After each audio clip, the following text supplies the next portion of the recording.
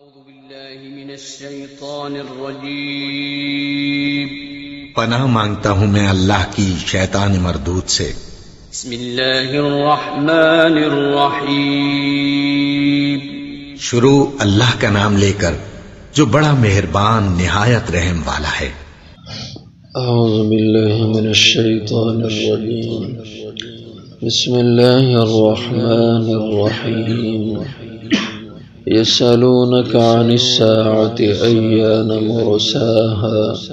قل إنما علمها عند ربي لا يجليها لوقتها إلا هو ثقلت في السماوات والأرض لا تأتيكم إلا بغتة يسألونك كأنك حفي عنها قل إنما علمها عند الله ولكن أكثر الناس لا يعلمون قل لا أملك لنفسي نفعا ولا ضرا إلا ما شاء الله ولو كنت أعلم الغيب لاستكثرت من الخير وما مسني السوء إن أنا إلا نذير وبشير لقوم يؤمنون یسألونک آپ سے پوچھتے ہیں عن الساعۃ قیامت کے بارے میں، ایان مرساہا کہ کب ہے اس کا واقع ہونا، قل کہہ دیجئے انما علمها عند ربی بے شک اس کا علم وہ تو میرے رب کے پاس ہے، لا یجلیہا نہیں ظاہر کرے گا اسے، لوقتہا اپنے وقت پہ، الا ہو مگر وہی اللہ، ثقلت وہ باری ہے، فی السماوات والارض آسمان اور زمین میں، لا تأتیکم نہیں وہ قیامت تم پہ آئے گی الا بغتہ مگر اچانک، یسألونک آپ سے پوچھتے ہیں کأنک گویا کہ آپ حفیظ عنہا جاننے والے ہیں اس کے بارے میں، قل کہہ دیجئے انما علمها عند اللہ بے شک اس کا علم تو اللہ کے پاس ہے، ولکن اکثر الناس اور لیکن اکثر لوگ لا یعلمون نہیں اس کو سمجھتے، قل کہہ دیجئے لا املک لنفسی نہیں میں اختیار رکھتا اپنی ذات کے لیے بھی نفع ولا ضر فائدے اور نہ نقصان کا، الا ما شاء اللہ مگر جو چاہے اللہ، ولو کنت اور اگر ہوتا میں عالم الغیب جانتا غیب لستکثرت البتہ میں بہت ساری البتہ میں بہت زیادہ حاصل کر لیتا من الخیر بھلائی فائدے، وما مسنی سوء اور نہ پہنچتی مجھے کوئی تکلیف، ان انا الا نذیر نہیں ہوں میں مگر ڈر سنانے والا، وبشیر اور خوشخبریاں سنانے والا، لقوم یؤمنون ایسے لوگوں کے لیے جو ایمان رکھتے ہوں۔ قرآن کریم کے جو مرکزی مضامین ہیں اللہ کی توحید، حضور صلی اللہ علیہ وسلم کی رسالت اور قیامت، تو یہاں قیامت کا مضمون بیان فرمایا کہ لوگ آپ سے قیامت کے بارے میں پوچھتے ہیں کہ قیامت کب ہوگی، تو فرمایا کہ انہیں بتا دیں کہ قیامت کا قطعی اور یقینی علم وہ صرف اللہ کی ذات کو ہے کہ قیامت کس سال میں، کس مہینے میں اور کس دن میں ہوگی، یہ متعین علم یہ صرف اللہ کو ہے، ہاں اس کی نشانیاں حضور صلی اللہ علیہ وسلم نے بتلا دی ہیں، اور امام ابن کثیر رحم اللہ نے فرمایا کہ یہ صرف آپ کی بات نہیں ہے بلکہ معراج کی رات میں سارے انبیاء علیہ السلام جہاں جمع ہوئے تھے اس وقت انبیاء علیہ السلام میں بعض باتوں کا مذاکرہ ہوا، بات چیت ان پہ ہوئی، ان میں قیامت کی بات بھی ہوئی، اور سارے انبیاء علیہ السلام وہ ایک دوسرے سے پوچھتے رہے، سب نے کہا ابراہیم علیہ السلام سے پوچھو، وہ اللہ کے خلیل ہے انہیں علم ہوگا۔ ان سے پوچھا تو انہوں نے بھی یہی فرمایا کہ اس کا علم تو میں نہیں جانتا۔ پھر کہا موسیٰ علیہ السلام سے پوچھو، وہ اللہ کے کلیم ہے، اللہ کی براہ راست ان سے بات ہوئی، انہوں نے بھی فرمایا میں تو نہیں جانتا۔ پھر انہوں نے کہا کہ عیسیٰ علیہ السلام ان کو تو اللہ نے کہا وَإِنَّهُ لَعِلْمٌ لِلسَّاعَةِ، یہ قیامت کی نشانی ہے، تو شاید انہیں اللہ نے بتایا، تو انہوں نے بھی فرمایا کہ مجھے بھی اس کا علم نہیں۔ تو فرمایا یسألونک، آپ سے لوگ آ کے سوال کرتے ہیں، پوچھتے ہیں عن الساعۃ، قیامت کے بارے میں، ایان مرساہا، کہ کب ہے اس قیامت کا واقع ہونا۔ مرسا ارسا سے ہے جس کے معنی ہوتے ہیں کسی چیز کا اپنی جگہ قرار پکڑنا، ٹھہرنا، تو اس کا واقع ہونا کب ہے؟ تو قل، آپ ان کے سوال کے جواب میں کہیں انما علمها عند ربی، بے شک علم اس قیامت کا متعین علم عند ربی، وہ میرے رب کے پاس ہے۔ لا یجلیھا، نہیں پردہ ہٹائے گا اسے، نہیں ظاہر کرے گا اسے، لوقتہا، اس کے وقت متعین میں، الا ہو، مگر صرف وہ اللہ کی ذات۔ ثقلت فی السماوات والارض، بھاری ہے وہ قیامت، اس کا وقوع، اس کا علم، یہ بھاری چیز ہے، فی السماوات، آسمانوں میں، اور والارض، اور زمینوں میں، اس لیے اس کا قطعی علم کسی کو نہیں ہے۔ ہاں جب وہ آئے گی تو لا تأتیکم الا بغتہ، نہیں واقع ہوگی تم پہ مگر اچانک۔ کتنی اچانک آئے گی، حدیثوں میں اس کے بارے میں بیان موجود ہے۔ حضور صلی اللہ علیہ وسلم نے ارشاد فرمایا کہ اتنی اچانک قیامت آئے گی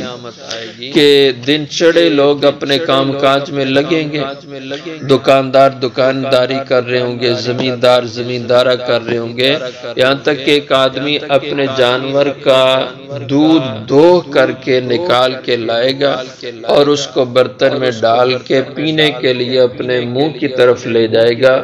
لیکن دودھ کی گھونٹ اپنے حلق کے نیچے نہیں اتار پائے گا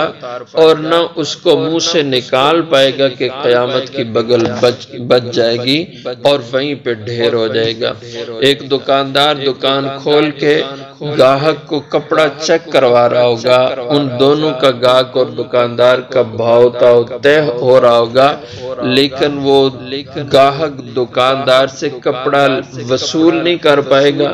دکاندار اس سے قیمت نہیں وصول کر پائے گا کہ اچانک قیامت کا سور پھونک دیا جائے گا۔ اس طرح حدیث میں اور بھی باتیں ارشاد فرمائیں کہ اتنی اچانک قیامت واقع ہوگی، اور اگر کسی نے کھانے کا لقمہ اٹھایا منہ میں ڈالا، اس کو نگل نہیں پائے گا کہ قیامت واقع ہو جائے گی اور وہیں پہ وہ ڈھیر ہو جائے گا۔ تو اس لیے فرمایا لا تأتیکم الا بغتہ، نہیں آئے گی تم پہ وہ قیامت مگر اچانک آئے گی۔ یسألونک، آپ سے تو ایسے آ کر کے پوچھتے ہیں کأنک، گویا کہ آپ حفیظ عنہا، حفی کا معنی ہوتا ہے کھوج لگانا کسی معاملے کی، تفتیش کرنا، اور اسی طرح اس کے معنی کہ کسی چیز کا علم ہونا، اس کی معلومات حاصل کرنا۔ کأنک حفیظ عنہا، آپ سے تو یوں پوچھتے ہیں کہ گویا کہ آپ حفیظ عنہا، اس قیامت کی کھوج لگانے والے، اس کے تفتیش کار ہیں، یعنی آپ نے پوری معلومات اس کی لی ہوئی ہیں۔ قل، کہہ دیں انما علمها عند اللہ، بے شک اس کا علم تو اللہ کی ذات کے پاس ہے۔ ولکن اکثر الناس لا يعلمون، اور لیکن اکثر لوگ وہ اس کو نہیں جانتے۔ قل لا املک لنفسی نفعا ولا ضرا، اب کہہ دیجئے میں تو نہیں مالک، نہیں میں اختیار رکھتا، لنفسی نفعا ولا ضرا، اپنی ذات کے بھی نفع اور نقصان کا، الا ما شاء اللہ، مگر جو اللہ کی ذات چاہے، یعنی جو اللہ مجھے نفع دے، جو اللہ مجھے نقصان سے پہنچائے یہ ہے، لیکن میں اپنی ذات میں مجھے اس کا کوئی اختیار ہو کہ میں نفع سارے کھینچ کے اپنی طرف لے آؤں اور اپنے سے مضرت نقصان کو دفع کر دوں، یہ مجھے اختیار نہیں ہے۔ اور دوسرے مقام پہ 29ویں پارے میں یوں ارشاد فرمایا قل انی لا املک لکم ضرا ولا رشدا، میں نہیں تمہارے لیے بھی اختیار رکھتا کسی نقصان کا اور نہ کسی فائدے کا، تمہیں بھی میں نقصان اور فائدہ نہیں پہنچا سکتا۔ وَلَوْ كُنْتُ أَعْلَمُ الْغَيْبَ لَاسْتَكْثَرْتُ، اور اگر میں ہوتا جانتا غیب کو، یعنی مجھے غیب کا علم ہوتا،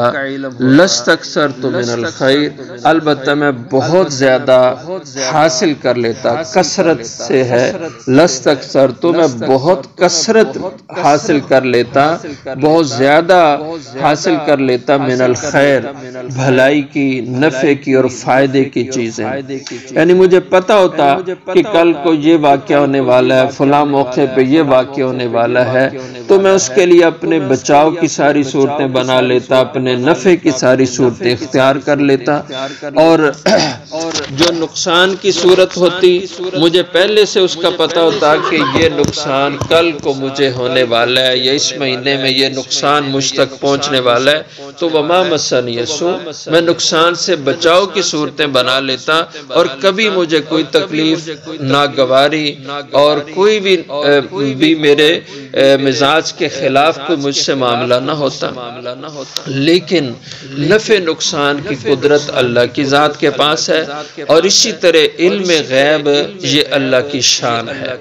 یہ حضور کی شان نہیں۔ ہمارے لوگوں نے جہالت سے کچھ چیزیں جو اللہ کی صفات ہیں، اللہ کی خاص شانیں ہیں، ان کو حضور میں جو ہے نا وہ داخل کرنے کے لیے، آپ کو ان شانوں پہ کھڑا کرنے کے لیے ایڑی چوٹی کا زور لگایا کہ جو اللہ کی صفتیں وہ حضور کو دی جائیں گی تب حضور کی شان بنتی ہے۔ یہ تو جہالت کی بات ہے۔ اللہ کی ذات کی اپنی صفات خاصہ ہیں، اور اللہ نے اپنے محبوب انبیاء کو ان کی حیثیت، ان کے منصب کی صفات عطا کی ہیں، تو اللہ کی صفتیں خاص جو ہیں وہ کسی اور میں نہیں ہیں، اور جو انبیاء کی نبوت اور رسالت کی حیثیت سے صفتیں اور شانیں ہیں وہ اپنے مقام پہ ہیں۔ ان کو خلط ملط کرنا یہ بڑی بددیانتی کی بات ہے۔ اس لیے لوگوں نے اپنے علم سے یہ چیزیں گھڑ لی کہ حضور کو بھی نفع نقصان کا مالک بنائیں، جیسے اللہ کی ذات نفع نقصان کی مالک ہے تب حضور کی شان بنتی ہے۔ حضور کو بھی ایسے ہی عالم الغیب تسلیم کریں جیسے اللہ کی ذات کی یہ صفت خاص ہے تب حضور کی شان بنتی ہے۔ اور اگر ان چیزوں کو اللہ کے لیے مانا جائے کہ وہ صرف نفع نقصان کا مالک صرف اللہ ہے، حضور نہیں ہے، تو یہ حضور کی توہین ہے۔ اور یہ اگر کہا جائے کہ عالم الغیب صرف اللہ کی ذات ہے، حضور نہیں ہے، تو یہ حضور کی تنقیص ہے، آپ کی توہین ہے۔ یہ ذہن کا گھڑا ہوا ایک فرضیہ ہے، حقیقت کا اس سے کوئی تعلق نہیں۔ قرآن سے صراحتاً یہ ٹکراؤ رکھتا ہے کہ جو اللہ کی صفتیں وہ اللہ ہی میں رہیں گی،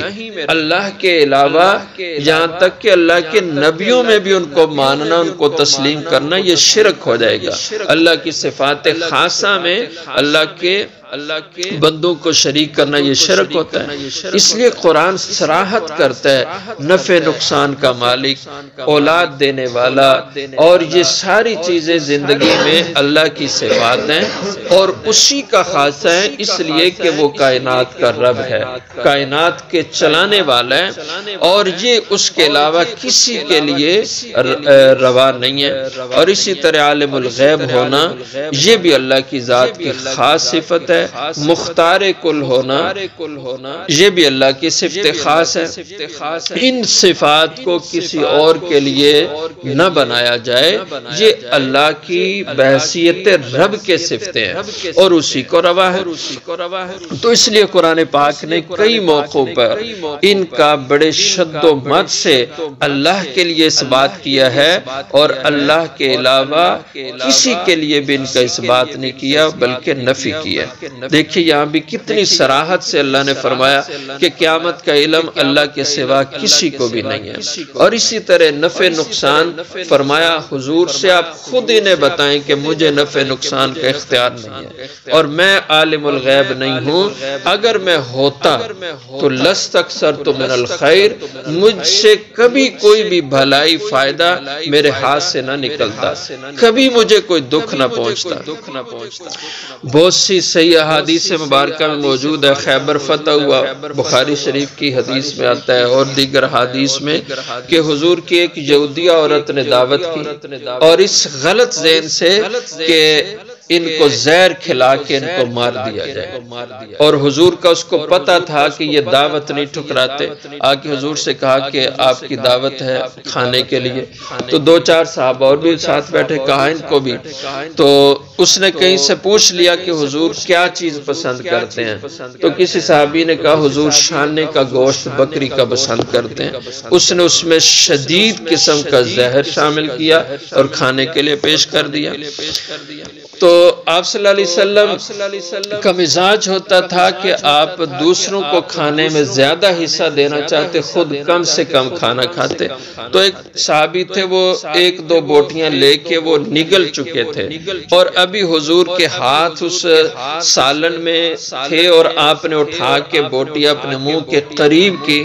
تو سنن دارمی میں روایت ہے کہ اس بوٹی نے خود بول کے بتایا کہ مجھ میں زہر ہے، آپ اپنے منہ میں اس کو نہ نگلنا۔ منہ میں ڈال لی تھی اور چبانے لگے تھے کہ اس میں سے یہ آپ کا معجزہ تھا، آواز آئی گوشت سے، اس نے آپ صلی اللہ علیہ وسلم نے اس کو منہ سے نکال دیا، لیکن وہ صحابی کھا چکے تھے ایک آدھ لقمہ، حضرت بشری بن معرور بن مرار رضی اللہ عنہ، تو وہ صحابی تو اسی وقت شہید ہو گئے، تڑپ کے وہیں پہ ڈھیر ہو گئے۔ البتہ حضور صلی اللہ علیہ وسلم کے لعاب میں وہ زہر شامل ہو کے اندر چلا گیا، گوشت آپ نے پھینک دیا، عورت کو طلب کیا، فرمایا کہ اس میں کیا ڈالا، اس نے کہا زہر، فرمایا کیوں، اس نے کہا اگر آپ سچے پیغمبر ہوئے تو یہ زہر آپ کو نقصان نہیں پہنچائے گا، اگر جھوٹے ہوئے تو ہماری جان چھوٹ جائے گی، اس لیے میں نے زہر شامل کیا۔ بہرحال آپ نے اس کو بعد میں سزا دی، بعض روایتوں میں آتا ہے اس کا قتل کر دیا گیا کیونکہ صحابی شہید ہوئے تھے اس کے قصاص میں۔ تو یہ کہ اگر آپ جانتے ہوتے غیب تو لستکثرت من الخیر وما مسنی السوء۔ اور بھی اس کے علاوہ صحیح احادیث میں واقعات ہیں، ایک علاقے سے بیر معونہ کے علاقے سے لوگ آئے کہ ہم مسلمان ہوئے، ہمیں کچھ لوگ بھیجے جو ہمیں قرآن کی تعلیم دیں۔ حضور نے چن کے صحابہ میں 70 صحابہ قرآن کے حافظ، قاری، عالم بھیجے کہ یہ نئے لوگ مسلمان ہوئے، ان علاقوں میں جا کے قرآن کی تعلیم دو، لیکن وہ سارے کے سارے اندر سے ان کی نیتیں خراب تھیں۔ جب وہ اپنے علاقے میں لے گئے تو ان صحابہ کے قتل کے در پہ ہو گئے، سازش تھی وہ ایک، لیکن حضور صلی اللہ علیہ وسلم کے سامنے وہ سازش نہیں آئی۔ تو یہ یہاں پہ فرمایا کہ وما مسنی السوء، اور اس واقعے کے بعد وہ صحابہ شہید ان ظالموں نے کر دیے، ان کو قتل کر دیا۔ حضور کو جب خبر ملی تو بہت دکھ ہوا، پورا ایک مہینہ حضور صلی اللہ علیہ وسلم نے نماز میں قنوت نازلہ ان کافروں کے لیے پڑھی، اور پورا ایک مہینہ بد دعائیں آپ نے ان کافروں کے لیے کی جنہوں نے حضور کو دھوکہ دے کر کے 70 بڑے بڑے لوگ آپ سے لیے اور ان کو جا کے شہید کر دیا۔ تو اللہ تعالیٰ فرماتے ہیں کہ میرے حبیب ان سے کہو اگر میں یہ جانتا ہوتا تو مجھے کبھی دنیا میں تکلیف نہ پہنچتی، میں پہلے سے جانتا ہوتا اس کا دفعہ کر لیتا۔ اس لیے ایسی جھوٹی باتیں گھڑنا کہ حضور صلی اللہ علیہ وسلم عالم الغیب ہیں، آپ نفع نقصان کے مالک کے مختار کل ہیں، حاضر ناظر ہیں، یہ ساری چیزیں یہ حضور کی شان نہیں ہے، یہ اللہ کی صفات ہے اور قرآن ان کی نفی کر رہا ہے۔ اس لیے یہ آیات کو ذہن میں رکھنا چاہیے، ان انا الا نذیر و بشیر، نہیں ہوں میں مگر ڈر سنانے والا ہوں اور خوشخبریاں سنانے والا ہوں، جو نافرمانی کرے ان کو ڈراتا ہوں اللہ کے عذاب سے، اور جو فرما بردار ہوں ان کو جنت کی اس کے انعامات کی خوشخبریاں دیتا ہوں۔ لقوم یؤمنون، اس سے فائدہ ان کو ہوتا ہے جو قوم ایمان رکھے، ماننے والی ہو۔